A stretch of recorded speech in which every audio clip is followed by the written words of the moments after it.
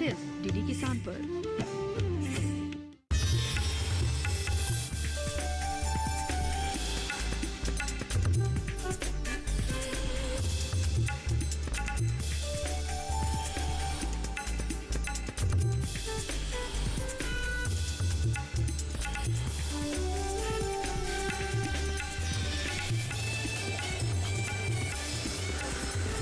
DD किसान, बदलते भारत की शान।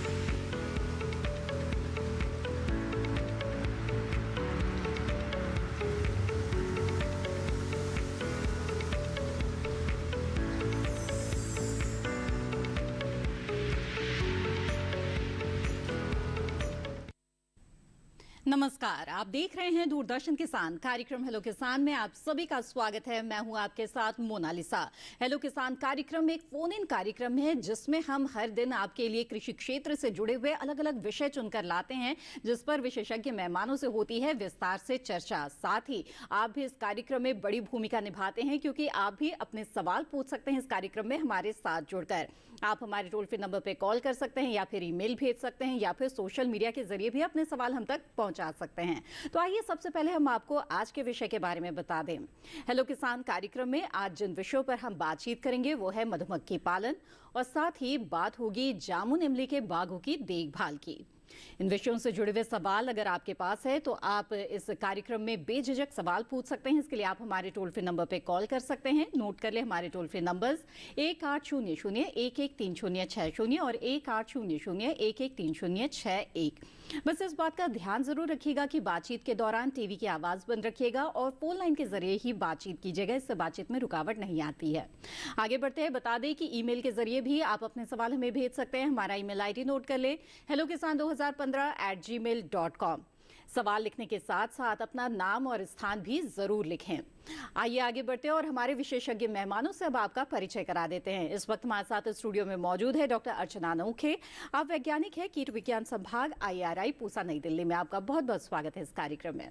साथ ही इस वक्त हमारे साथ जुड़े हुए हैं डॉक्टर DS मिश्रा, जो कि प्रधान वैज्ञानिक है केंद्रीय बागवानी शोध केंद्र गोधरा गुजरात से। आपका भी बहुत बहुत स्वागत है इस कार्यक्रम में। तो आइए बातचीत की शुरुआत करते हैं और सबसे पहले जानते हैं मधुमक्खी पालन के विषय में। जी हाँ, खेती के साथ साथ अगर आप संबद्ध क्षेत्रों से जुड़ते हैं तो जाहिर तौर पर आपकी आमदनी अतिरिक्त हो जाती है और मुनाफे की गुंजाइश भी काफी बढ़ जाती है। ऐसे में डॉक्टर अर्चना, सबसे पहले हम आपसे जानना चाहेंगे मधुमक्खी पालन की महत्ता के बारे में और इसकी खासियत के बारे में। किस तरह से इस व्यवसाय को अगर किसान चुनते हैं तो उनके लिए लाभ ही लाभ है। Thank you madam. जो मधुमक्खी है ये बहुत ही महत्वपूर्ण कीट है, जो कि हमारे लिए बहुत ज़्यादा बेनिफिशियल है। अगर हम रोचक तथ्यों के बारे में बात करें मधुमक्खियों के, तो हमारे पास 20,000 से भी ज़्यादा मधुमक्खियों की प्रजाति है। और मधुमक्खियों में क्वीन होती है, वर्कर होते हैं, एक उनका पूरा सिस्टम होता है कॉलोनी में। क्वीन, वर्कर, ड्रोन्स वगैरह होते हैं। और जो वर्कर होती हैं वो शहद बनाने में मदद करती हैं, और जो क्वीन होते हैं वो जनरली क्या करते हैं कि उनका काम होता है रिप्रोडक्शन का। ये लो कास्ट एंटरप्रेन्योरशिप है। इसमें जो अनएम्प्लॉयड यूथ हैं, जो जिनकी एजुकेशन ज़्यादा नहीं है, वो भी आसानी से इसकी ट्रेनिंग ले सकते हैं। और इसको आसानी से, न तो इसके लिए कोई लैंड चाहिए, न ऑनरशिप चाहिए, न ही बहुत ज़्यादा इसके लिए आपको इन्वेस्टमेंट चाहिए। तो आप आसानी से इस की ट्रेनिंग लेके, जो कि विभिन्न प्रकार की ट्रेनिंग बहुत सारे ऑर्गेनाइजेशन से प्रोवाइड की जाती है। गवर्नमेंट ने भी इनिशिएटिव स्टार्ट किया है, स्वीट रिवॉल्यूशन जो इनिशिएटिव है, मीठी क्रांति। हाँ, मीठी क्रांति। तो इसके अंतर्गत बहुत सारे संस्थान इन्वॉल्व हैं जो कि आपको ट्रेनिंग प्रोवाइड करते हैं। तो आप यहाँ से ट्रेनिंग लेके, तो किसानों के लिए ये काफी लाभदायक है। अगर आप भूमिहीन है या फिर छोटे सीमांत किसान है, बहुत ज्यादा जोत आपके पास नहीं है, फिर भी फिक्र करने की जरूरत नहीं है। है, आप मधुमक्खी पालन तो आसानी से कर ही सकते हैं। और इसके लिए किन किन बातों का ध्यान रखना जरूरी है, इस पर विस्तार से आज इस कार्यक्रम में हम चर्चा करेंगे। आइए उससे पहले नजर डाल लेते हैं इस रिपोर्ट पर।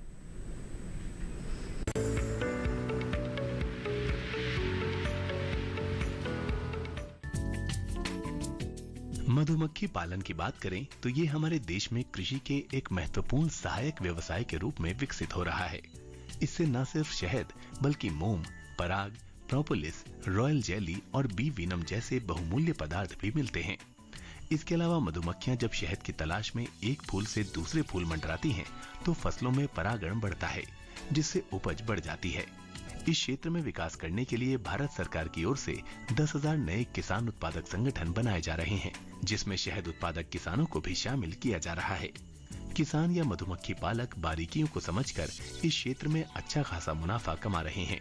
किसान सिर्फ शहद से ही आय नहीं ले सकते हैं, बल्कि रासायनिक मोम की जगह मधु से तैयार होने वाले मोम को भी अच्छे खासे दाम पर बेच सकते हैं। इसके अलावा मधुमक्खी जब अपने छत्ते पर शहद इकट्ठा करती है, तो शहद के साथ साथ उस छत्ते पर कुछ पराग कण भी एकत्रित हो जाते हैं और फिर ये दानों का आकार ले लेते हैं। यही दाने सूखकर बी पॉलन कहलाते हैं। मौजूदा समय में इनकी बाजार में खासी मांग बनी हुई है। बी पॉलन में फूलों का पराग, रस, एंजाइम्स, शहद और बी सिक्रेशन का मिक्सचर होता है, जिन्हें सेहत के हिसाब से काफी फायदेमंद माना जाता है। इस तरह से मधुमक्खी पालन से चहुं ओर से लाभ लिया जा सकता है।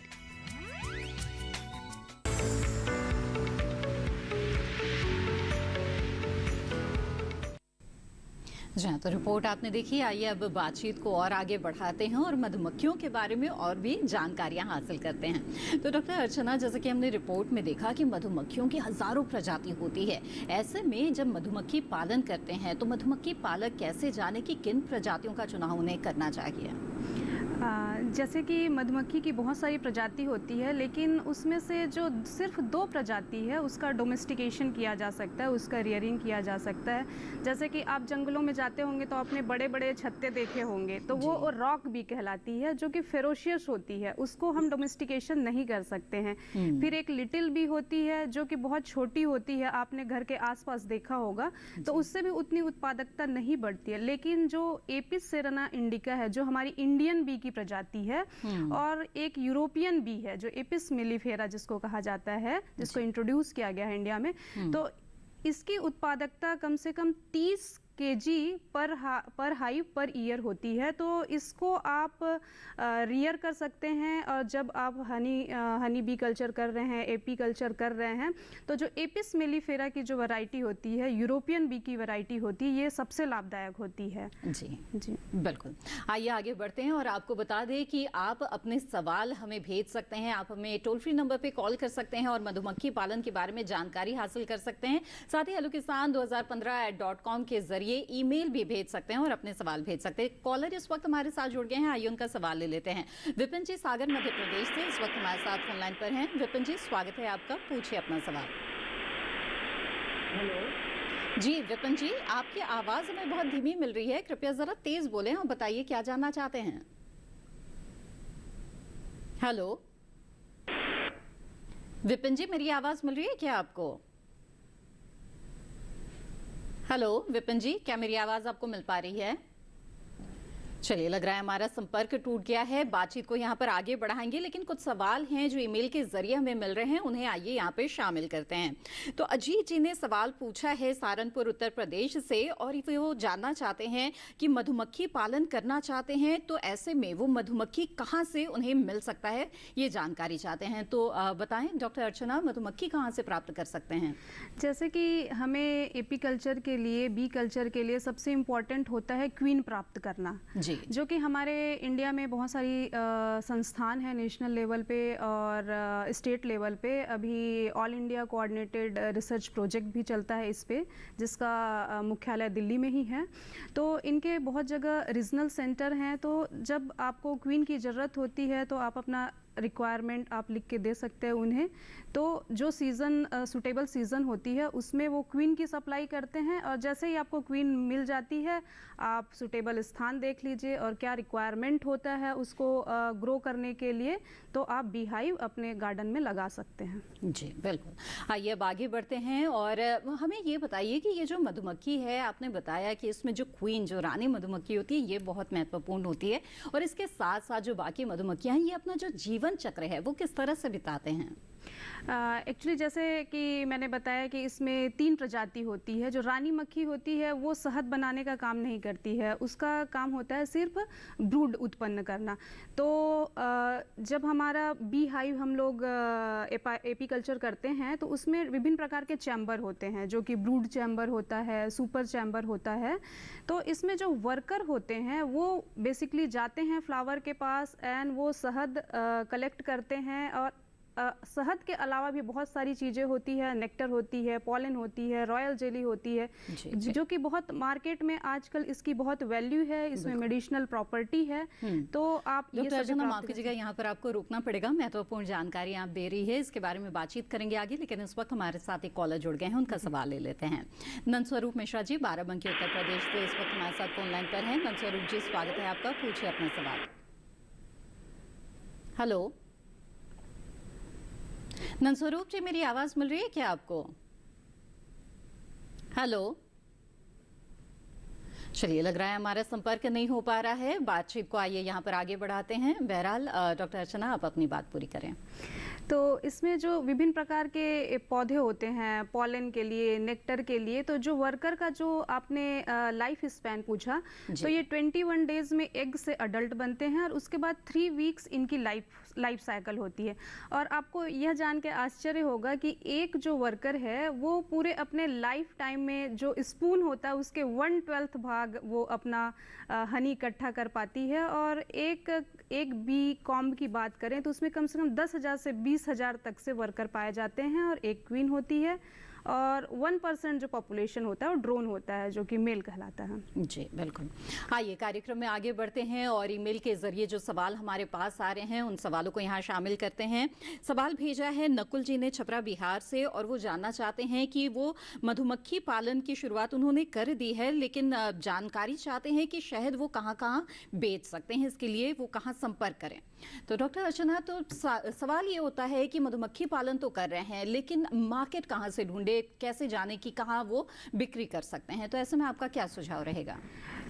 जैसे कि उन्होंने शहद अपना उत्पादन करना शुरू कर दिया है, तो इसके लिए हमारे देश में कृषि विज्ञान केंद्र हैं, जो कि 700 से अधिक कृषि विज्ञान केंद्र हैं। तो उनकी जो पहुंच होती है वो रिसर्च इंस्टीट्यूट से भी लिंकेज होता है, एज वेल एज फार्मर्स और इंटरप्रेन्योर जो भी हमारे कंट्री में होते हैं उनसे उनका लिंकेज होता है। तो वहाँ पे आप ये जानकारी ले सकते हैं कि आपके एरिया में या नियर बाई एरिया में कहाँ पे आप अपना शहद बेच सकते हैं। बिल्कुल। आइए अब आगे बढ़ते हैं, और जैसे कि नकुल जी ने तो जो मधुमक्खी पालन है उसकी शुरुआत कर ली है, लेकिन जिन किसानों ने अब तक नहीं किया और शुरुआत करना चाहते हैं, तो डॉक्टर अर्चना ये बताइए कि मधुमक्खी पालन करने के लिए किन किन चीज़ों की आवश्यकता होती है और शुरुआती लागत इसमें कितनी आ सकती है? जी मैडम, जैसे कि मधुमक्खी पालन के लिए आपको कोई लैंड की ज़रूरत नहीं है कि आप, जैसे आपके पास बगीचा है, खेत है जिसमें ऑलरेडी आप कल्टीवेशन कर रहे हैं, तो वहाँ पे आप बी हाइव लगा सकते हैं। और इसमें क्या होता है, आपको ध्यान रखना है कि वहाँ पे पानी का स्रोत है कि नहीं, क्योंकि मधुमक्खी को पानी भी पीती हैं हनी कलेक्शन के समय में, पॉलन कलेक्शन के समय में। फिर उनको जो आप शेड रख रहे हैं, जो हनी का जो हाइव रखते हैं उसके लिए शेड ज़रूरी होता है। और प्लस आपको जो विंड ब्रेक, कभी कभी तेज़ हवाएं चलती हैं तो उससे भी हनी बी को बचाने के लिए आपको प्लांटिंग करनी पड़ती है। और आपको जो नेक्टर और पॉलन के जो स्रोत होते हैं पर्टिकुलरली हनी बी के लिए जो उपयोगी हैं, वैसे प्लांट प्लांट का आपको चयन करना पड़ता है और इसकी लागत बहुत ही कम होती है। इनफैक्ट आप तो बायोडायवर्सिटी में चीज़ों को बढ़ा रहे हैं। आपको यह जानने में आश्चर्य होगा कि अल्बर्ट आइंस्टीन ने एक बार कहा था कि अगर बी को इस अर्थ से रिमूव कर दिया जाए, मधुमक्खी को रिमूव कर दिया जाए, तो खत्म कर दिया जाए जी। तो 4 साल में पूरा ये अर्थ कोलैप्स हो जाएगा। मतलब इसकी इतनी गुणवत्ता है, महत्वपूर्ण है मधुमक्खी। तो बिल्कुल, तो कह सकते हैं कि हमारे अस्तित्व के लिए मधुमक्खियों का अस्तित्व होना भी बेहद ही जरूरी है। तो ये महत्ता है प्रकृति में मधुमक्खी की। तो मधुमक्खी पालन के बारे में और भी विस्तार से आगे जानेंगे। इस बीच हमारे साथ अगले मेहमान जुड़ गए हैं, आइए उनसे बात करते हैं। डॉक्टर मिश्रा, अगर आपको मेरी आवाज मिल रही है तो जानना चाहेंगे आपसे कि जामुन इमली के जो बाग हैं, जो इसकी बागवानी है, इसका क्या व्यावसायिक महत्व है किसानों के लिए, और साथ ही खासतौर पर देश के कौन कौन से हिस्से हैं, किस तरह के क्षेत्र हैं जहां पर इसकी आसानी से बागवानी की जा सकती है? बहुत बहुत धन्यवाद मैडम। किसान भाइयों, कुछ टेक्निकल प्रॉब्लम का हम जुड़ नहीं पाए समय से, इसके लिए क्षमा चाहते हैं। तो जी मैडम, जैसा आपने कहा कि इसकी क्या व्यावसायिक महत्ता है या किन क्षेत्रों में लगाया जा सकता है, सबसे पहले मैं इस बात को हाईलाइट करूंगा कि इस समय पूरा विश्व जो है 2-3 समस्याओं से जूझ रहा है, जिसमें से जलवायु परिवर्तन एक महत्वपूर्ण विषय है। जी बिल्कुल। तो ऐसे समय में हमें ऐसे फल वृक्षों की बागवानी करनी चाहिए जो वातावरण में उतार चढ़ाव होता है, अधिक कहीं गर्मी हो जाती, कहीं ज़्यादा बारिश हो जाती, कहीं बारिश नहीं होती, सूखा पड़ जाता है। तो ऐसी परिस्थितियों में जो पौधे आसानी से बर्दाश्त कर सके उनको हमें लगाना चाहिए। उनकी व्यावसायिक खेती को बढ़ावा देना चाहिए। इस दिशा में हम लोग काफी प्रयासरत हैं। तो जामुन और इमली दोनों एक ऐसे फल वृक्ष हैं जो कि विपरीत जलवायु परिस्थितियों में और खराब मिट्टी में भी उनका उत्पादन आसानी से लिया जा सकता है। जी बिल्कुल। तो कह सकते हैं कि जो क्लाइमेट रेजिलिएंट क्रॉप है और इनको बढ़ावा दिया जा रहा है, इन्हीं में से ये भी आते हैं जामुन और इमली। इनकी बागवानी कैसे की जाए, कैसे इससे लाभ लिया जाए, इस पर विस्तार से इस कार्यक्रम में आज हम चर्चा करेंगे। आइए उससे पहले नजर डाल लेते हैं एक रिपोर्ट पर।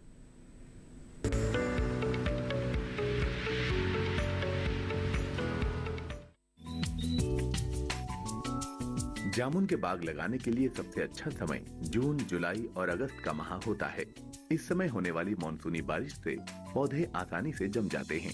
जामुन के पौधे 2 तरह से तैयार किए जा सकते हैं, पहला बीज से, दूसरा चश्मा विधि से। जामुन के पौधे काफी तेजी से बढ़ते हैं। ऐसे में जामुन की अच्छी पैदावार लेने के लिए पौधों की समय समय पर छटाई कर पेड़ों की लंबाई को 18 से 20 फीट तक रखें। नए बागों में नमी बनाए रखने के लिए समय समय पर सिंचाई करें। किसान चाहे तो टपक विधि का इस्तेमाल भी कर सकते हैं, जिससे कम पानी में भी पौधे सही वृद्धि करते हैं। लेकिन पहले से लगे पौधों में इस समय सिंचाई का ध्यान रखें। बाग में साफ सफाई करते रहें। वहीं इमली के बाग की देखभाल की बात करें तो इसका पेड़ उष्णकटिबंधीय जलवायु का होता है, जो गर्म हवाओं को आसानी से सहन कर लेता है। हालांकि सर्दियों में पड़ने वाला पाला इसके विकास पर खासा असर डालता है। ऐसे में इसकी बागवानी के लिए सही स्थान का चुनाव करें। बीजों को मार्च से अप्रैल तक लगाया जा सकता है। इस समय तापमान में इजाफे के साथ बाग में नमी के हिसाब से सिंचाई करें। समय समय पर खरपतवार निकालें। खरपतवार नियंत्रण के लिए निराई गुड़ाई का सहारा लिया जा सकता है।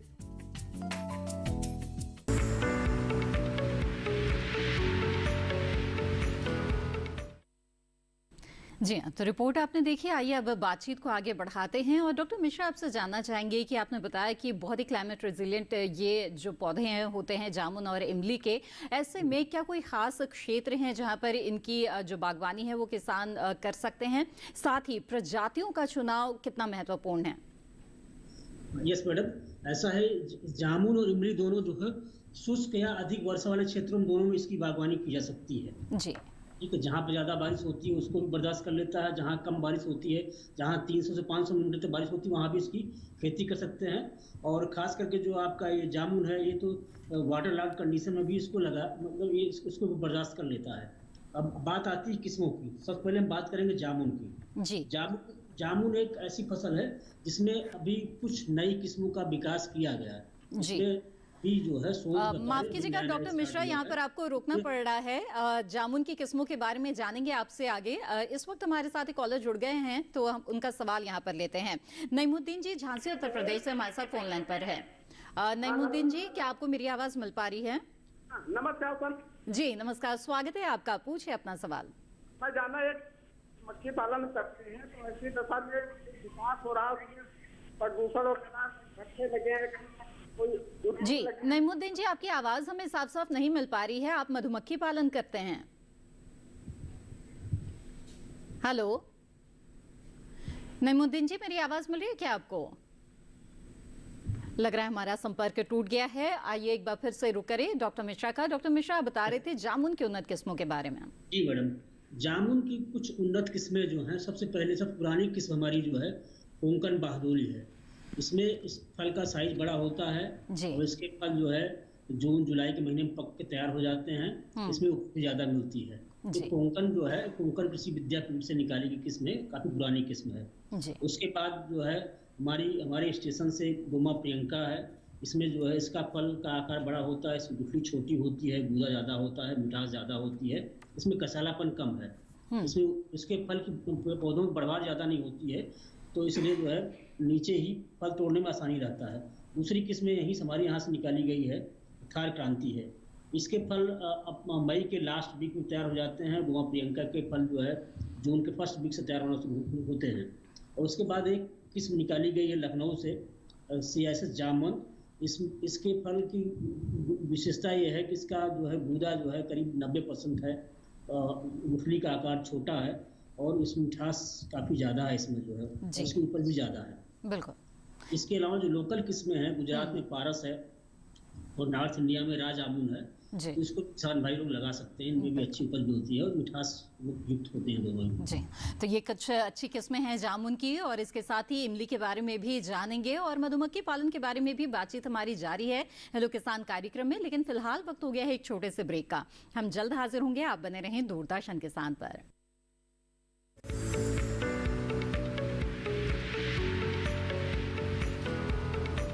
अरे भाई, सुना नहीं क्या?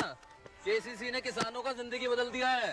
देश के छोटे किसान 1,60,000 रुपये तक का कर्ज बिना किसी गारंटी को ले पाएंगे। ब्याज खोरों से भी पीछा छुटा। मैं तो जैविक खेती का पूरा सामान मंगा लिया। केसीसी का भी कोई दबाव नहीं है। ब्याज चुकाने के लिए पूरा 1 साल मिलता है। समय पर भुगतान करने पर केवल 4% के सालाना ब्याज पे लोन मिल गया मुझे। अपना आधार कार्ड, लेटेस्ट फोटो और जमीन के कागजात लेके अप्लाई करो बस। और नामांकन भरने के लिए जेब भी ढीली नहीं करनी पड़ी।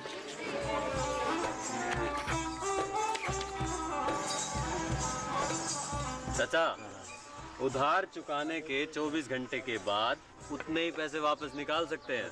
केसीसी ने किसानों की जिंदगी वाकई बदल दी है। तो आप भी किसान क्रेडिट कार्ड अपनाएं और सहजता से ऋण पाएं।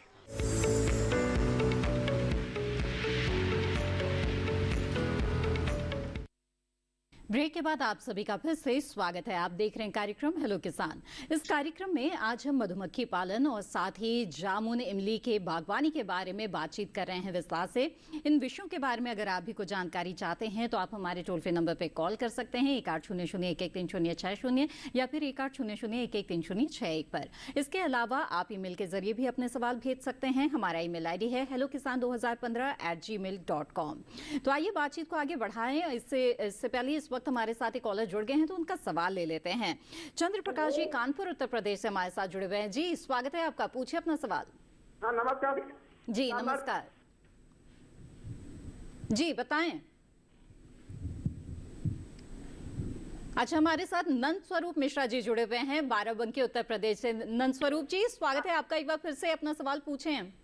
हाँ, मैं जानना मछली पालन के लिए हमें कौन से सावधानी बरतनी चाहिए? शहरों में उद्योग लगे होते हैं, ढक्कन होता है, हाईवे का आवागमन होता है, या जहाँ पर साबुन गहरी इस्तेमाल या फूल से उनमें मरने का जी। और नंदस्वरूप जी, आपकी आवाज़ हमें साफ साफ नहीं मिल पा रही है, लेकिन हम जो समझ पाए हैं उसके अनुसार आप ये जानना चाहते हैं कि मधुमक्खी पालन कहाँ पर करें, जहाँ पर गाड़ियों का आवागमन होता है क्या वहाँ पर कर सकते हैं या नहीं, तो किस तरह से जगह का चुनाव करें, स्थान का चुनाव करें, आइए इसके बारे में जानते हैं। डॉक्टर अर्चना बताएं। मधुमक्खी पालन के लिए जनरली जहाँ पे पेड़ पौधे होते हैं, फ्लावर्स होते हैं, आपके खेत हैं, वहाँ पे कर सकते हैं। अगर रोड से अगर दूरी बनाए रखें तो ज़्यादा अच्छा होगा। और ड्राई जो एरिया है वहाँ पे कर सकते हैं, जहाँ पे ज़्यादा डैम्पनेस ना हो, कि गीलापन ना हो, जिससे क्योंकि बहुत ज़्यादा अगर रेनी एरिया है, अगर रेन में भीग रहा है आपका जो हाइव, तो उसमें बीमारी लगने की संभावना होती है हनी बी के ब्रूड में। तो आपको शुष्क क्षेत्र अपनाना है, प्लस आपको जो मैनेजमेंट है सीज़न के अनुसार करना है। कि कभी कभी हनी फ्लो बहुत ज़्यादा होता है तो उस समय आपको हनी जो हाइव है उसको डिवाइड करना होता है 2 भागों में। और अगर डर्थ पीरियड है कि जैसे कि बहुत गर्मी पड़ने लगी तो उस समय आपको वर्कर्स को शुगर सिरप वगैरह भी देना पड़ता है। जी जी बिल्कुल। नंदस्वरूप जी, उम्मीद है आपके सवाल का जवाब मिल गया होगा। आइए अब आगे बढ़ते हैं और डॉक्टर मिश्रा का रुख करते हैं जो हमारे साथ लगातार जुड़े हुए हैं। बहुत सारे हमारे जो दर्शक है वो ईमेल के जरिए भी अपने सवाल हमें भेज रहे हैं। एक सवाल भेजा है अंकुर सहाय जी ने आजमगढ़ उत्तर प्रदेश से, और वो जानना चाहते हैं कि जामुन के वृक्षों के तनों में कैटरपिलर टाढ़ा लिखा है, उनका प्रकोप होने के क्या कारण होते हैं और इससे कैसे बचाया जाए। जी डॉक्टर मिश्रा बताएं। जी ऐसा है मैडम ना, जामुन का जो वृक्ष है बहुत बढ़वार करता है, वो घना हो जाता है। जी ज्यादातर जो गाँव में या रोड के साइड में पेड़ जो लगे सब बीजू पौधे हैं, इनकी बढ़वार ज़्यादा होती है, पेड़ के नीचे छाया ज़्यादा रहती है, तो ऐसी और उनकी देख रेख नहीं की जाती। ऐसे में जो है इंडरबेला एक जो है वो छाल खाने वाला कीड़ा होता है, वो छाल खाता है और उसको जो है बुरादे के रूप में निकालता है, उसका स्क्रीटा निकलता है जी। तो धीरे धीरे इस तरह से पेड़ कमज़ोर हो जाता है। तो इसका नियंत्रण के लिए तो ये है कि सबसे बढ़िया तरीका ये शाम के टाइम ही जो है जी रात के निकलता है, तो शाम के टाइम रोगोर का छिड़काव कर दें या डाइमिथोएट का छिड़काव कर दें। जो मुख्य तने हैं जी ठीक है, तो जहाँ पे तने का जुड़ाव होता है ऐसी जगहों पर इंसेक्टिसाइड पहुंचेगा तो ये छाल को खाएगा और खुद ही मारा जाएगा। तो 15 दिन के अंतराल पे 2 छिड़काव करें तो इसका नियंत्रण हो सकता है। जी बिल्कुल। तो अंकुर जी, उम्मीद है आपने जो सवाल पूछा था उसका जवाब मिल गया है और जान लिया होगा आपने कि किस तरह से जामुन को आप कैटरपिलर के प्रकोप से बचा सकते हैं। आगे बढ़ते हैं। इस वक्त हमारे साथ कॉलर जुड़े हुए हैं, उनका सवाल लेते हैं। नईमुद्दीन जी झांसी उत्तर प्रदेश से हमारे साथ जुड़ गए हैं। नईमुद्दीन जी, स्वागत है आपका, पूछिए अपना सवाल। नईमुद्दीन जी, मेरी आवाज मिल रही है आपको? हेलो, चलिए लग रहा है हमारा संपर्क नहीं हो पा रहा है और इस बीच जो ईमेल के आए हुए सवाल है उन्हें शामिल करते चलते हैं। तो एक सवाल भेजा है माफ कीजिएगा, राजेंद्र वलोदा जी ने झुंझुनू राजस्थान से एक सवाल पूछा है कि मधुमक्खी पालन करने के लिए प्रशिक्षण कहां से लिया जा सकता है। डॉक्टर अर्चना बताएं। जो मधुमक्खी पालन का प्रशिक्षण होता है वो कई लेवल पे होता है। एक तो बेसिक ट्रेनिंग होती है जो कि आपके स्टेट एग्रीकल्चर डिपार्टमेंट होते हैं वो ऑर्गेनाइज करते हैं। उसके बाद साइंटिफिक बी कीपिंग में भी ट्रेनिंग होती है जो कि सेकेंड लेवल ऑफ ट्रेनिंग होती है, जिसमें आप ऑल इंडिया कोऑर्डिनेटेड जो रिसर्च प्रोग्राम है उसके अंतर्गत कई ट्रेनिंग ऑर्गेनाइज की जाती हैं टाइम टू टाइम, तो वो आप वहाँ ले सकते हैं। इसके अलावा एक होती है स्पेशलाइज्ड ट्रेनिंग होती है जिसमें कि क्या होता है कि आपको कैसे बिजनेस पॉइंट ऑफ व्यू से कि कैसे आप मास रेयरिंग ऑफ जो हनी बी की क्वीन बनाकर आप सेल कर सकते हैं। और प्लस जो हनी के अलावा और भी विभिन्न प्रोडक्ट होता है, जैसे मैंने कहा कि बी वैक्स होता है, प्रोपोलिस होता है, तो बी वेनम होता है जिससे अर्थराइटिस वगैरह भी ट्रीट किया जाता है एपीथेरेपी से। तो इन सब चीज़ों की भी स्पेशल ट्रेनिंग दी जाती है। तो विभिन्न प्रकार की ट्रेनिंग होती है जो state department as well as at national level जो एग्रीकल्चर डिपार्टमेंट है वहाँ से ऑर्गेनाइज की जाती है। बिल्कुल। तो राजेंद्र जी, जाना आपने कि मधुमक्खी पालन से जुड़े हुए कई तरह के प्रशिक्षण हैं और किस तरह से आप संपर्क कर सकते हैं और प्रशिक्षण हासिल कर सकते हैं। आइए बातचीत को आगे बढ़ाते हुए डॉक्टर मिश्रा का रुख करें। डॉक्टर मिश्रा, अब आपसे इमली के बारे में जानना चाहेंगे। तो इमली की कौन कौन सी अच्छी किस्में हैं, कहाँ पर इसे भी लगाया जा सकता है, बताएं इस विषय पर। इमली देखिए, इमली में जो है इमली की खेती हमारे जो है मतलब बहुत पुराने बहुत प्राचीन काल से होती आ रही है, क्योंकि ये खास करके मसाला वाले जो ट्री उसमें आता है जी। घर में जो भी व्यंजन बनते हैं उसको खट्टा मीठा स्वाद लाने के लिए इसका प्रयोग करते हैं और बढ़ाने के लिए प्रयोग में आता है। तो मसाला फसलों में आता है। इसमें बहुत पुराने समय से चल रहा है। इसमें बहुत सारी किस्में हैं जी। एक जो मराठवाड़ा एग्रीकल्चर यूनिवर्सिटी है परभनी में, वहाँ से कई सारी किस्में निकाली गई हैं। उसमें से एक है प्रतिष्ठान। ये थोड़ा मीठी भी होती है, खट्टी भी होती है। इसको मतलब जो शौकीन लोग हैं पके फल खाएंगे उनको मीठा स्वाद मिलेगा। उसके अलावा अजंता है और उरिगम है, हमारे यहाँ निकारी किस्म है, गों प्रतीक है, फूले श्रावणी है। इस तरह बहुत सारी किस्में हैं जी। इसमें किस्मों की कमी नहीं है। बस बात यह है कि इच्छा शक्ति की है, लगाना किसान भाई लोग उसको लगाएं। जी बिल्कुल। आइए अब आगे बढ़ते हैं और हमारे साथ एक कॉलर जुड़ गए हैं, उनका सवाल लेते हैं। सौरभ मुखर्जी जी पश्चिम बंगाल से इस वक्त हमारे साथ फोन लाइन पर हैं। सौरभ जी स्वागत है आपका, पूछिए अपना सवाल। हाँ नमस्ते जी। नमस्कार, बताएं।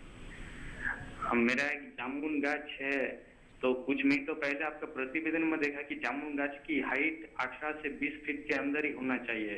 अच्छा। तो मेरा वो जामुन गाछ का हाइट 20 फीट लगभग पार हो चुका है। तो लगभग 6 साल से 5 साल का पुराना जामुन गाछ है, अब तक फल आया नहीं है। तो इसका हाइट क्या कम करना चाहिए क्या? जी डॉक्टर मिश्रा बताएं। जी मैं इनका सवाल सुना मैडम। ऐसा है, ये इनसे पूछिए बीजू पौधा है कि ये कलमी पौधा है? जी सौरभ जी बता सकते हैं कि किस तरह का पौधा है? बीजू पौधा लगाया था क्या आपने? ये देखिए मैं बता देता हूँ। जी बताएं। अगर बीजू पौधा होगा तो उसमें 7-8 साल के बाद ही फल आता है। तो बीज पौधे की बढ़वार ज्यादा होती है। अगर बढ़वार ज्यादा हो रही हो तो जो सेंट्रल ब्रांच है उसको कट करते हैं, बाकी ब्रांच को डिस्टर्ब ना करें। 8 साल के बाद ही फूल फल आएगा उसमें। अगर कलमी पौधा है तो कलमी पौधा होता है तो उसमें 4 से 5 साल बाद फल आना शुरू हो जाता है। तो उसकी बढ़वार भी इतनी फास्ट नहीं होती है। तो मतलब उसकी ऊंचाई से कोई लेना देना नहीं है। जी तो बीजू पौधा है उनको इंतजार करना पड़ेगा। जी बिल्कुल। तो सौरभ जी मुझे उम्मीद है कि आपके सवाल का जवाब मिल गया होगा और थोड़ा इंतजार करें। जो किस्म होती है उसके काफ़ी कुछ निर्भर करता है कि किस तरह की बढ़वार होगी, किस तरह के फल आएंगे। तो किस्मों का चुनाव बहुत ही सोच समझ के करना ज़रूरी है यहाँ पर। आइए अब आगे बढ़ते हैं और बातचीत को आगे बढ़ाते हुए डॉक्टर अर्चना आपसे जानना चाहेंगे मधुमक्खी पालन के बारे में। इससे कई तरह के उत्पाद बनाए जा सकते हैं। शहद हालांकि इसका सबसे मुख्य उत्पाद है, तो शहद के बारे में हम बताइए कि इनके क्या लाभ है? शहद बहुत ही उपयोगी पदार्थ है। बचपन में भी आपके माता पिता जी बोलते होंगे जब खांसी आती होगी कि बेटा शहद पी लो करके। तो इसमें क्या होता है, कार्बोहाइड्रेट होता है, प्रोटीन होता है, वसा होता है और बहुत सारे विटामिन है, जैसे कि vitamin B2, B5, B6, B9, vitamin C। तो ये विटामिन का बहुत अच्छा स्रोत है। प्लस इसके अलावा भी इसमें बहुत सारे मिनरल होते हैं, आयरन होते हैं, कैल्शियम होते हैं, जो कि आपको शहद से मिल सकते हैं। इससे आपको जो थ्रोट पेन हो रहा हो तो आप उसे यूज़ कर सकते हैं। और जैसे कि कभी कभी आइस में जलन होती है तो भी लोग प्रयोग करते हैं, ऐसा बताया जाता है। और जब आपको डाइजेशन या कॉन्स्टिपेशन का प्रॉब्लम हो रहा हो तब भी शहद का प्रयोग करते हैं। जी बिल्कुल। तो बहुत सारे फायदे हैं शहद के, इसीलिए रोजमर्रा के जीवन में भी लोग इसे इस्तेमाल में ला रहे हैं। और इसकी जो बढ़ती मांग है इसे देखते हुए कहा जा सकता है कि इसका व्यवसाय किसानों को काफी मुनाफा दिला सकती है। तो इसी तरह से मधुमक्खी पालन और जामुन इमली के बागवानी के बारे में हमारी बातचीत जारी रहेगी, लेकिन फिलहाल कार्यक्रम में वक्त हो गया है एक और छोटे से ब्रेक का। आप बने रहें दूरदर्शन किसान पर।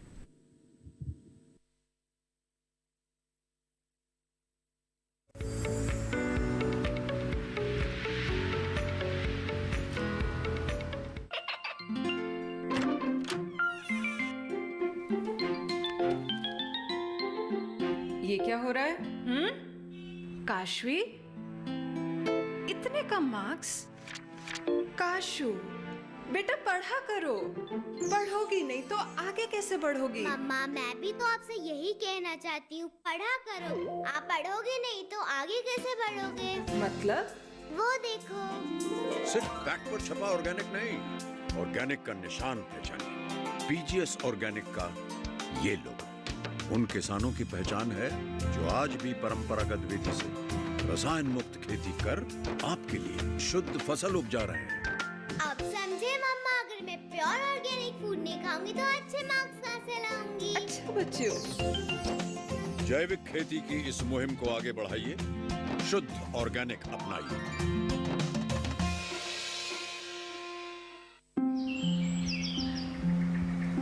अरे अरे अरे क्या कर रहा है? इधर इधर इधर हम बोल रहे हैं, तेरे बीजू का। पुतला बोल रहा है?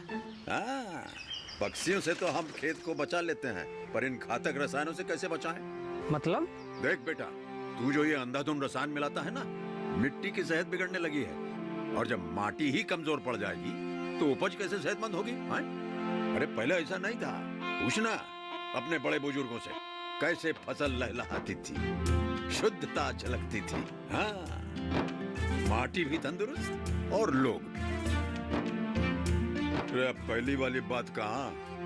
पर अब तो सब यही डाले हैं। सब नहीं, आज भी लाखों जागरूक किसान परंपरागत विधि से फसल उगा रहे हैं। खर्चा कम और उपज की कीमत भी बेहतर पा रहे हैं। ठीक है भाई, मैं भी आज से जैविक खेती शुरू करूंगा। माटी से प्रेम की परंपरा है, परंपरागत खेती।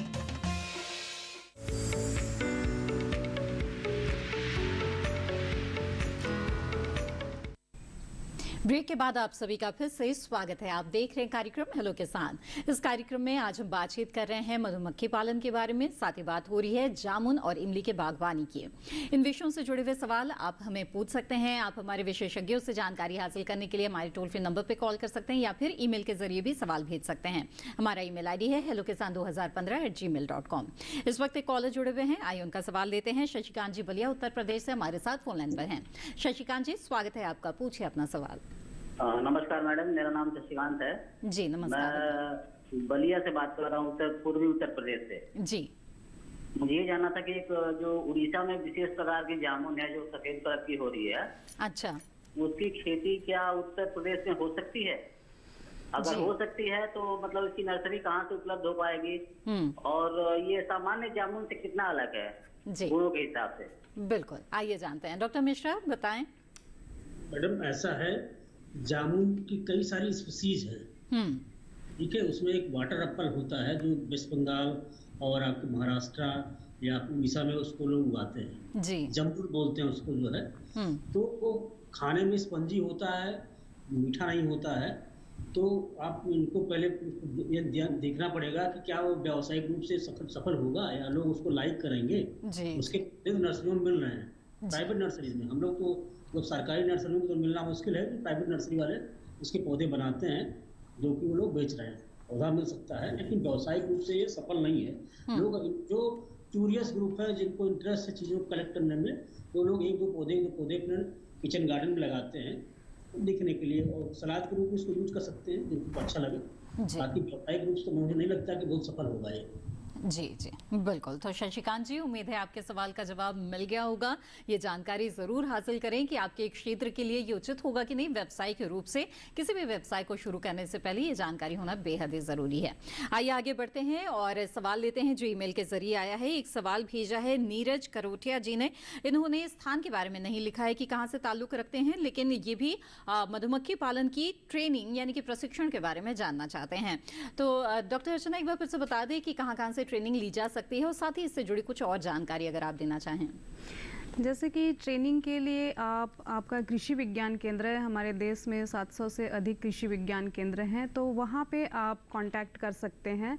तो विभिन्न स्टेट डिपार्टमेंट, जो एग्रीकल्चर स्टेट डिपार्टमेंट होता है और नेशनल लेवल पे कोऑर्डिनेटेड सेंटर हैं, वो समय समय पर ट्रेनिंग कराते रहते हैं, जिसमें आप ट्रेनिंग की जानकारी ले सकते हैं और वहाँ पे जाके ट्रेनिंग कर सकते हैं। वहाँ पे बेसिक से लेके एडवांस लेवल तक की ट्रेनिंग कराई जाती है, जिसमें आपको बताया जाता है कि किस प्रकार से बी हाइव लगाएं, क्या क्या चीज़ आपको चाहिए, उसके बाद किस फसल में आप लगाएं, कितने नंबर आप बी हाइव लगाएं, और समर में इसका कैसे मैनेजमेंट करें, रेनी में आपका कैसे मैनेजमेंट, और जो विभिन्न प्रकार की बीमारियां होती हैं उससे अपने बी को कैसे बचाएं। तो सारी चीज़ों की जानकारी आपको ट्रेनिंग में मिल जाती है।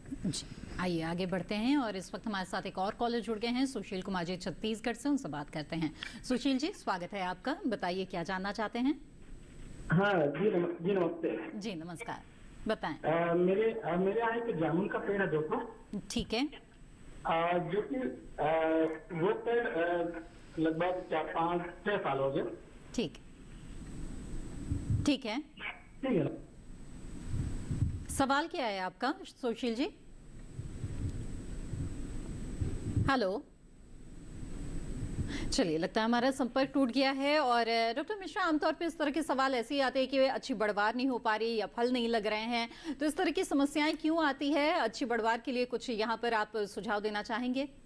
जी मैडम, ऐसा है, जामुन एक अधिक बढ़ने वाला पौधा होता है। जी जी। तो अगर आपने कलमी पौधा भी लगाया है और आप उसको ज़्यादा फर्टाइल सॉइल है और ज़्यादा पानी दे रहे हैं, तो उसमें बढ़वार ज़्यादा होगी। ज़्यादा वनस्पतिक वृद्धि जब होती है तो रिप्रोडक्टिव ग्रोथ रुक जाती है। जी।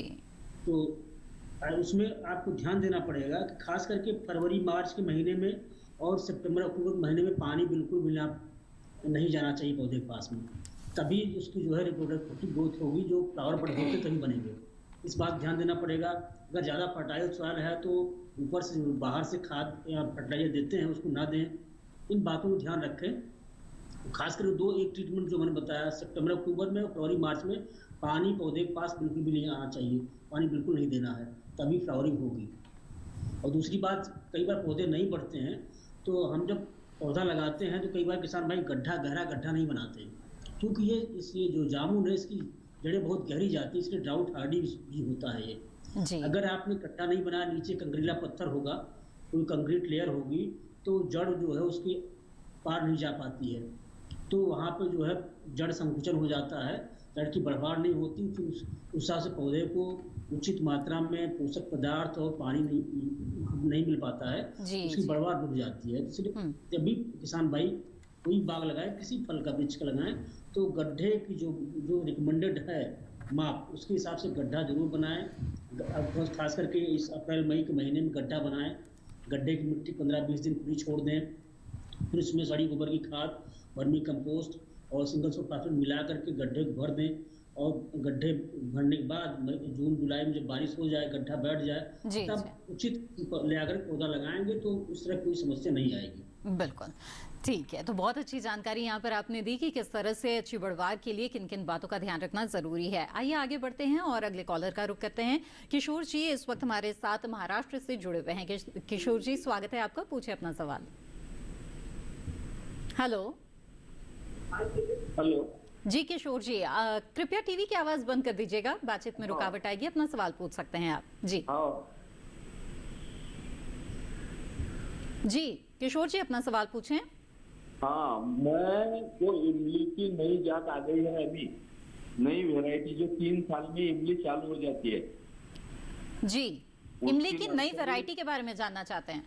और उसकी साइज क्या रखना है बुआई में?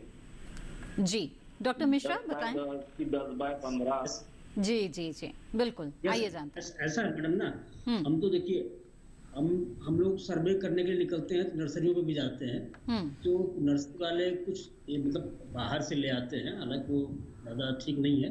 तो क्या है, थाईलैंड टाइप की किस्में हैं, उसको हेज फार्म में लगाते हैं, वो बहुत जल्दी छोटी हाइट में रखते हैं, तो फल आता नहीं, कम आता, मीठा होता है। जो मीठी प्रजातियाँ हैं, खासकर जो थाईलैंड की हैं, फल तो आता, फल मीठा भी होता है, लेकिन उसमें उपज कम होती है। जी अभी महाराष्ट्र से बोल रहे हैं, वहाँ पे जो उनका राहुरी, जो उनका यूनिवर्सिटी है MPKV राहुरी, वहाँ से बड़ी अच्छी किस्म हुई फिलहाल नई निकाली गई है, पूरे सामने इसका मैंने जिक्र किया था।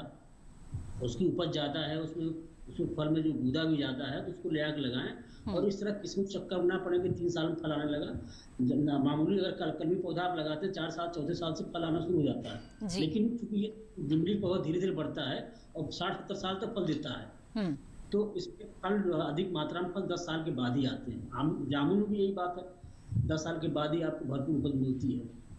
तो इन सब बातों को ध्यान रखना चाहिए। नर्सरी वाले जो पौधे हैं आप ले आकर किचन गार्डन में लगाइए, आपको सफलता मिलती है, तो आगे बढ़िए। जी जी बिल्कुल किशोर जी, उम्मीद है आपके सवाल का जवाब मिल गया होगा। आइए आगे बढ़ते हैं, अगले कॉलर का रुख करते हैं। विपिन जी सागर मध्य प्रदेश से हमारे साथ एक बार फिर से जुड़ गए हैं।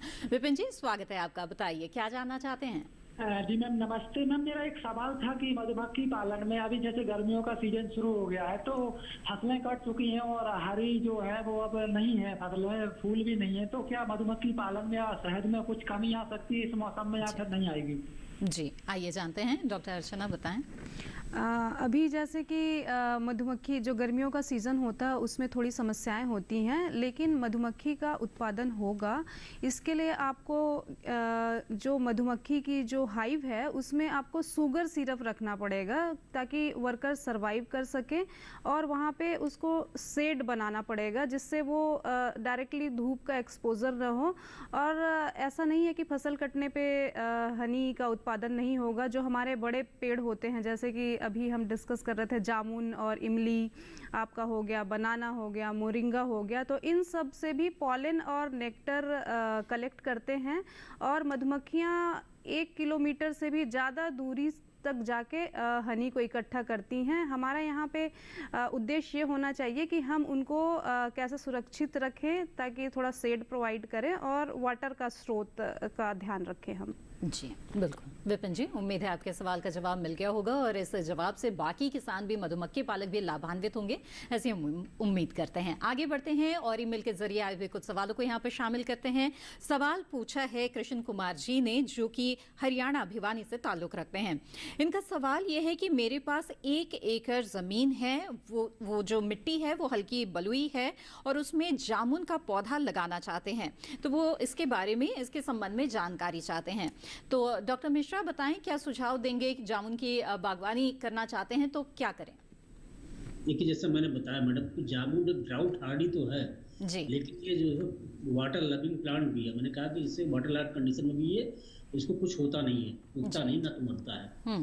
तो जो बलुई मिट्टी है उसमें उसकी वाटर होल्डिंग कैपेसिटी इतनी कम होगी, उसमें बार बार उनको पानी देना पड़ेगा, तभी पौधे की बढ़वार इफेक्टेड रहेगी।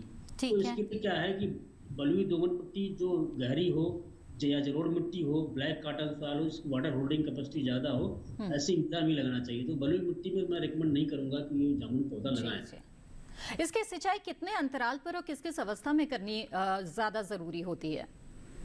मैडम, जैसे अभी इस समय फल लग चुका है जी, और गर्मी का महीना है, तो मैंने जैसे बताया किस तरह की मिट्टी है, वाटर होल्डिंग कैपेसिटी के डिपेंड करता है कि 10 दिन का अंतराल पानी देना है, 15 दिन का अंतराल पानी देना है, क्योंकि थोड़ा ड्राउट हार्डी भी है और गर्मी महीना फल लगा, वो फल का साइज बढ़ाना है, गूदे का साइज बढ़ाना है, क्वालिटी बढ़ानी है, तो 10-15 दिन के अंतराल पे पानी देते रहना चाहिए। जी जी बिल्कुल। तो कृष्ण जी, उम्मीद है आपके सवाल का जवाब मिल गया होगा और सुझाव यहाँ पर आपको नहीं मिला है हमारे विशेषज्ञ मेहमान से कि बलुई मिट्टी है तो उसमें आप जामुन के पौधे लगाएं।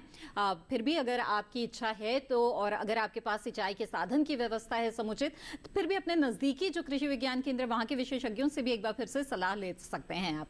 बहरहाल, इसी के साथ हेलो किसान कार्यक्रम में वक्त हो गया है एक और छोटे से ब्रेक का। हम जल्द हाजिर होंगे, आप बने रहें दूरदर्शन किसान पर।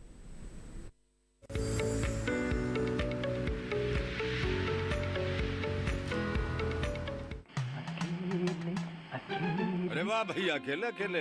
अरे तू भी ले, पर खाएगा कैसे? मैं ऑर्गेनिक खेती की बात कर रहा रे बेटे। अकेले अकेले खेती कब तक करेगा? मतलब गांव में 20-25 किसानों का समूह बना के पंजीकरण करवा ले, फिर सरकारी ट्रेनिंग भी मिलेगी और मुफ्त जैविक बीज खाद भी। फिर पीजीएस ऑर्गेनिक की सरकारी मोहर के साथ तेरी उपज आकर्षक पैक में पहुंचेगी बड़े बाजार तक। अच्छा? हाँ। अरे भाई, कहाँ चल दिया? सबको साथ लाने, आमदनी बढ़ाने। तो किसान भाई समझ गए ना? साथ मिलकर ऑर्गेनिक खेती कीजिए, अपनी परंपरा को आगे बढ़ाइए, ज्यादा मुनाफा कमाइए। माटी से प्रेम की परंपरा है परंपरागत खेती।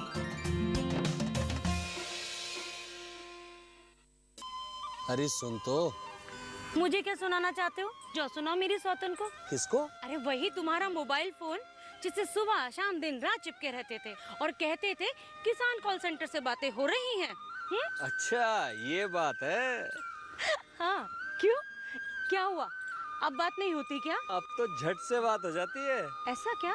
हाँ, अब तो ज्यादा लाइनें और खास तकनीक के कारण खेती के माहिरों से तुरंत बात हो जाती है।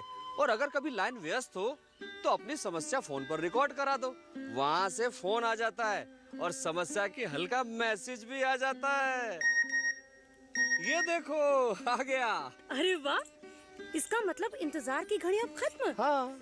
तभी मैं सोचूं कि आजकल मुझ पर इतना प्यार क्यों आ रहा है।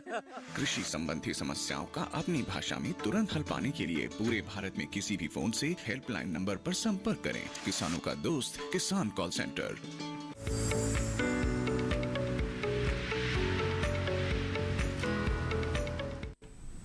ब्रेक के बाद आप सभी का फिर से स्वागत है। आप देख रहे हैं कार्यक्रम हेलो किसान, जिसमें आज हम मधुमक्खी पालन और जामुन इमली बागवानी के बारे में बातचीत कर रहे हैं। बातचीत को आइए आगे बढ़ाते हैं। डॉक्टर अर्चना, जानना चाहती हूँ आपसे कि हमारे यहाँ पर बहुत तरह के फूल हैं, बहुत तरह के पौधे हैं, लेकिन खास तौर पे मधुमक्खी पालन करना हो तो किन किन पौधों से ये नेक्टर या पोलन लेते हैं और किन किन खेतों के आसपास जो बक्से हैं वो रखे जा सकते हैं? देखिए, जो मधुमक्खी है वो बेसिकली उनको नेक्टर और पॉलन की ज़रूरत होती है। तो जो पॉलन के सोर्स हैं हमारे, जैसे कि आपका मिलेट्स, अभी आपने मिलेट्स के बारे से बहुत देखा होगा, सुना होगा, तो उसमें भी बहुत अधिक मात्रा में पॉलन होते हैं। आपका मक्का हो गया, बाजरा हो गया, बनाना हो गया, पपाया जो पपीते के पेड़ होते हैं, उससे पॉलन इकट्ठा करते हैं। एज वेल एज नेक्टर का जो हम सोर्स करें तो इसमें आपका हो गया इमली हो गया, जामुन, मोरिंगा, टेमरिंड और सोपनट प्लांट होता है। तो इन सब से नेक्टर और पॉलन ग्रहण करते हैं। और कई कई प्लांट होते हैं जैसे कि कैस्टर हो गया, रोज़ हो गया और डिफरेंट क्रॉप आपके जैसे मस्टर्ड, सरसों की फसल हो गई, तो इनसे नेक्टर और पॉलन दोनों मिलता है। जैसा कि मैडम आपने पूछा कि किस किस फसल में लगाएं, तो ये फसल स्पेसिफिक नहीं होते। आप जो हनी बी है वो हर किसी को पॉलिनेट करती है, हर पौधे को पॉलिनेट करती है, तो ये आप कहीं भी रख सकते हैं, किसी भी फसल में रख सकते हैं। आप रबी में जिस फसल में लग रही है, तो अराउंड हम 12 से 15 जो बॉक्स होता है वो प्रति एकड़ में रखते हैं। जी, लेकिन कई बार जो है मन माफिक अगर फसल नहीं हो पा रही है तो किसान माइग्रेट भी करते हैं बक्सों को, तो ऐसी स्थिति के बारे में आपसे जानना चाहेंगे, जब माइग्रेशन होता है उस समय किसानों को किन बातों का ध्यान रखना चाहिए? माइग्रेशन के समय हमें ये ध्यान रखना चाहिए कि बहुत सारे मेथड होते हैं कि हम उसको कैसे माइग्रेट करें। जनरली जब उनकी संख्या बहुत ज़्यादा हो जाती है तो क्या करते हैं कि हम पेपर का यूज़ करते हैं कि पेपर को बीच से जो उसका ब्रूड चैम्बर और जो हनी वाला चैम्बर होता है उसके बीच में पेपर रख के उसको शिफ्ट करते हैं। जो टॉप पोर्शन होता है उसको शिफ्ट करते हैं, उसके बाद बॉटम पोर्शन होता है उसको शिफ्ट करते हैं। और एक इम्पॉर्टेंट चीज़ है कि कभी कभी हम जब शिफ्ट करते हैं तो इस चीज़ों का ध्यान रखें कि वहाँ पे दीमक ना हो, चींटी ना हो। अगर वैसा है तो आपके जो बक्से का स्टैंड होता है, 4 स्टैंड होता है, उसके नीचे छोटे छोटे कप्स या कटोरी पानी भर के रख सकते हैं, तो इससे प्रोटेक्शन मिल जाता है। तो इन सब चीज़ों के बारे से ध्यान रखना चाहिए और वेंटिलेटेड जगह होना चाहिए। बिल्कुल, तो इन छोटी छोटी बातों का ध्यान रखना बेहद ज़रूरी है अगर आप मधुमक्खी पालन कर रहे हैं। आइए अब आगे बढ़ते हैं और डॉक्टर मिश्रा, आपसे जानना चाहूँगी कि इस वक्त अगर हम देखें तो देश के कई हिस्सों में तापमान में बढ़ोतरी दिख रही है, कहीं कहीं पर बहुत तेज़ बारिश हो रही है, तेज़ हवाएं भी चल रही है। तो ऐसे में जानना चाहेंगे कि जामुन इमली के बाग जिन किसानों के लगे हुए हैं उन्हें इस वक्त किस तरह के समसामयिक कार्य करने की आवश्यकता है? जो बागवान भाई नए पौधे लगा रखे जामुन इमली, तो उस समय को समय पर सिंचाई करते रहना चाहिए। पौधों को लू से बचाव के लिए थैचिंग करना चाहिए और उनको ये ध्यान देना चाहिए कि अगर खास करके इमली पौधा थोड़ा सा कमजोर होता है, स्टेकिंग नहीं किया है तो हवा ज़्यादा चलती है, पौधे गिर जाते हैं, उनकी बढ़ावट नहीं होती है, तो स्टेकिंग भी करें और समय समय पानी लगाते रहें। और हो सके तो सूखी घास से मल्चिंग करें ताकि नमी का संरक्षण हो सके और पौधों के आसपास घास की बढ़वार भी ना हो, खरपतवार की बढ़वार भी ना हो। बिल्कुल।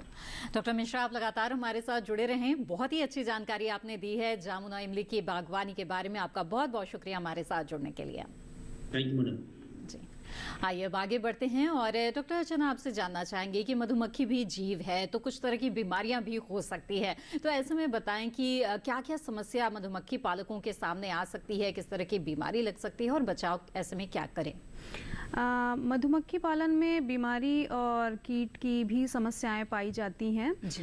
ये जनरली जो बैक्टीरिया और वायरस है उससे बीमारी इसमें लगता है। जैसे कि एक बीमारी कहते हैं अमेरिकन फाउल ब्रूड कहते हैं, जैसे कि जो बीमारी जहाँ से आती है उसका हम नाम दे देते हैं उसी प्रकार से। तो अमेरिकन फाउल ब्रूड है, यूरोपियन फाउल ब्रूड है, तो ये बैक्टीरिया से होता है। तो हमें अब पता कैसे चले? जब चीज़ों का पता चलता है तब हम उसका निजात करते हैं। तो जनरली क्या होता है, जो उसका कैप कैप होते हैं वो कैप ओपन हो जाते हैं जो आपके बी हाइव के होते हैं, और आपको स्मेल आता है हाइव से, तो वो एक सिम्टम है। और उसके बाद चाक ब्रूड डिसीज़ होती है जो कि फंगस के कारण होती है। एक होती है थाइसैक ब्रूड डिसीज़ होती है जो कि वायरस के कारण होती है। तो थाइसैक ब्रूड डिसीज़ जब आ जाती है ना तो कम्प्लीटली जो बी है वो कोलैप्स हो जाता है, बी हाइव कोलैप्स हो जाता है। तो इस सिचुएशन में जो वायरस आप लोगों ने अभी कोविड में तो सभी ने देखा है वायरस कैसे भयावह रूप ले लेता है, तो उसमें हमें कॉलोनी को पूरी तरह से डिस्कार्ड करना पड़ता है। और इन केस ऑफ जो बैक्टीरियल डिसीज है तो इसको हमें न आने के लिए जो हवादार जो एरिया है वहाँ पे हमें बी हाइव को शिफ्ट करना पड़ता है। और जैसे कि फॉर्मेल्डिहाइड होता है उसका फ्यूम हम दे सकते हैं, तो उस फ्यूम से इन जो कीट और बीमारी होता है उनसे बचाव किया जा सकता है। जैसे कि कई कीट होते हैं, धुआं करते हैं, हाँ धुआं करते हैं फॉर्मेल्डिहाइड का। और कई कीट होते हैं जैसे कि वैक्स मॉथ होता है, गैलेरिया वैक्स मॉथ कहते हैं, तो ये भी बी हाइव में काफ़ी प्रकोप करता है। तो इसके लिए भी हम फ्यूमिगेशन मेथड फॉलो कर सकते हैं, क्योंकि हम ज़्यादा दवाइयाँ नहीं छिड़क सकते क्योंकि वो भी जीव हैं, तो उन्हें बचाना है, तो फ्यूमिगेशन मेथड से भी इसका कंट्रोल किया जा सकता है। बिल्कुल। तो डॉक्टर अर्चना, आपने बताया हमें आज कार्यक्रम में मधुमक्खी पालन के बारे में, इससे किसानों को कितना लाभ भी होने जा रहा है। तो इसके व्यवसाय की अगर शुरुआत करना चाहते हैं तो जाहिर तौर पर पूंजी की भी आवश्यकता होती है, तो क्या सरकार की तरफ से कुछ योजनाएं ऐसी चलाई जा रही है जिनका लाभ लिया जा सकता है और आर्थिक मदद ली जा सकती है? जी, गवर्नमेंट ने एक इनिशिएटिव तैयार किया है, 2019 से इम्प्लीमेंट हुआ है, जिसमें national bee keeping and honey mission है, जिसमें गवर्नमेंट सब्सिडी प्रोवाइड करती है और फ्री ट्रेनिंग प्रोवाइड करती है। तो आपको ट्रेनिंग के भी पैसे नहीं देने पड़ते हैं। और जनरली ये माना गया है कि ये बहुत ही अच्छा एम्प्लॉयमेंट जनरेशन का एक साधन है। अगर आप 10,000 हाइव से कम 3 लाख एम्प्लॉयमेंट जनरेशन होता है, और कम से कम आप 3 लाख से 4 लाख तक की इसमें अपना इनकम बढ़ा सकते हैं। तो आपको ट्रेनिंग मुफ्त मिल सकती है और गवर्नमेंट कई सारे इंसेंटिव प्रोवाइड करती है हनी तो इसका लाभ लिया जा सकता है और इसे अपनाया जा सकता है। तो मधुमक्खी पालन को कम लागत से शुरू करके बहुत ही अच्छा मुनाफा कमा सकते हैं आप, और इसके लिए सरकार भी मदद देने के लिए बिल्कुल तैयार है। डॉक्टर अर्चना, आपने बहुत अच्छी जानकारी हमें दी है मधुमक्खी पालन के बारे में, आपका बहुत बहुत शुक्रिया हमारे साथ जुड़ने के लिए। तो विस्तार से जाना आज आपने मधुमक्खी पालन के बारे में, साथ ही जामुन इमली की बागवानी के बारे में। हमें उम्मीद है कि ये जानकारियां आपके जरूर काम आएंगी। आगे बढ़ते हैं और हेलो किसान कार्यक्रम के अगले विषय के बारे में आपको बता दें। सोमवार को प्रसारित होने वाले हेलो किसान कार्यक्रम में जिन विषयों पर चर्चा होगी वो है फसल में बायोगैस स्लरी का प्रयोग और इसके साथ ही सब्जियों में ग्राफ्टिंग तकनीक। इन विषयों के बारे में अपने सवाल अगर आप भेजना चाहते हैं तो आप हमें ईमेल कर सकते हैं। हमारा ईमेल आईडी नोट कर ले, hellokisan2015@gmail.com। इसके अलावा आपको बता दें कि सोशल मीडिया के अलग अलग प्लेटफॉर्म्स के माध्यम से भी आप हमारे साथ जुड़े रह सकते हैं। Facebook, Instagram, Twitter handle TV screen पर फ्लैश किए जा रहे हैं, इनके साथ जुड़े रहें और साथ ही कार्यक्रम से जुड़ी जानकारी भी आपको मिलती रहेगी। आपको बता दें कि दूरदर्शन किसान के कॉल सेंटर नंबर पर आप कॉल कर सकते हैं। हमारा टोल फ्री नंबर है 1800-113060। सोमवार से शनिवार सुबह 6 बजे से रात 10 बजे के बीच कॉल करके आप अपने सवाल दर्ज करा सकते हैं। साथ ही जानकारियों से भरपूर हेलो किसान कार्यक्रम को आप दूरदर्शन किसान के YouTube चैनल पर भी देख सकते हैं। इसके लिए टीवी स्क्रीन पर दिखाए जा रहे इस QR कोड को स्कैन करें। इसी के साथ हेलो किसान की आज की कड़ी में बस इतना ही। हमें दीजिए इजाजत। आप बने रहें दूरदर्शन किसान पर। नमस्कार।